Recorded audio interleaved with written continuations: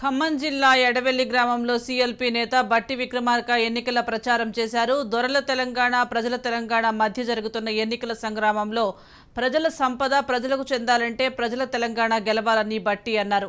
తెలంగాణ ప్రజల కలలుగా చేసిన బీఆర్ఎస్ ప్రభుత్వాన్ని బంగాళాఖాతంలో పడేసి ప్రజల ప్రభుత్వాన్ని గెలిపించి రాష్ట్ర సంపద ప్రజలకు పంచుదామని ఆయన తెలిపారు.